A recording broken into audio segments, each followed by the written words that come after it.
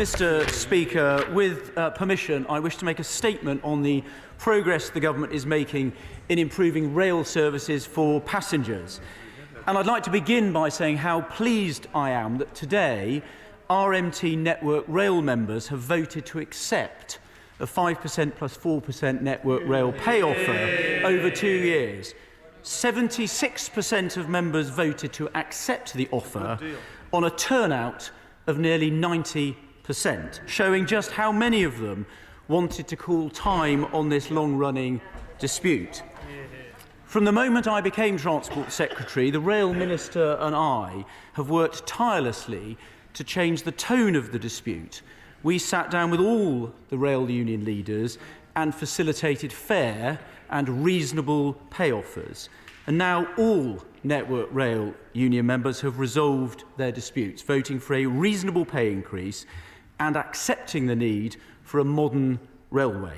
But not every rail worker is being given that chance, Mr. Speaker, because despite the Rail Delivery Group, on behalf of the train operating companies, putting a similar fair and reasonable offer on the table, the RMT have refused to put it to a vote, refused to suspend last week's strike action to even consider it.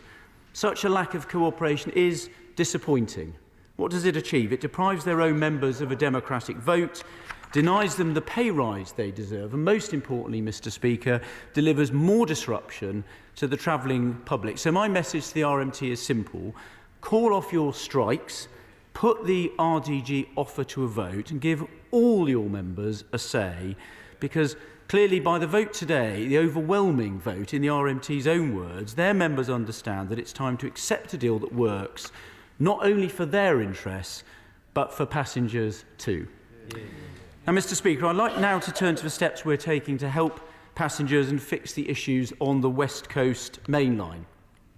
Members of the House will know that rest day working, or overtime, is a common way for operators to run a normal timetable. But last July, drivers for Avanti West Coast, who overwhelmingly belong to the ASLEF union, simultaneously and with no warning stopped volunteering to work overtime. Without enough drivers, Avanti had little choice but to run a much reduced timetable, fewer trains per hour running from London to destinations in the Midlands and the North. Passengers, businesses and communities along vital routes up and down the West Coast main line rightly felt let down, facing cancelled services, overcrowded trains and poor customer information. Put simply, Mr. Speaker, it hasn't been good enough.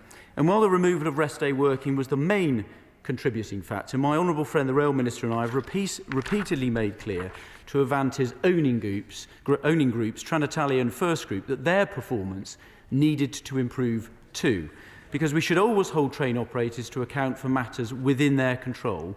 But that accountability, Mr. Speaker, should come with the chance to put things right. That's why my predecessor, my right honourable friend, the member for Berwick-upon-Tweed, extended Avanti's contract by 6 months in October. She rightly set a clear expectation that performance had to improve. No ifs and no buts. And I'm pleased to say that Avanti's recovery plan was not just welcomed by the Office for Rail and Road, but it has led to improvements on the network. Weekday services rising from 180 to 264 trains per day, the highest level in over 2 years. Cancellation rates falling from around 25% to an average of 4.2% in early March, the lowest level in 12 months. Nearly 90% of Avanti's trains now arrive within 15 minutes of their scheduled time. Over 100 additional drivers have been recruited, reducing reliance on union-controlled overtime working.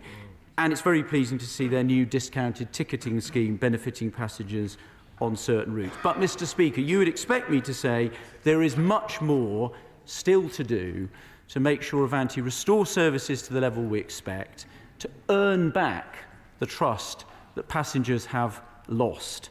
But we should welcome those improvements, recognising the hard work undertaken to get to this point.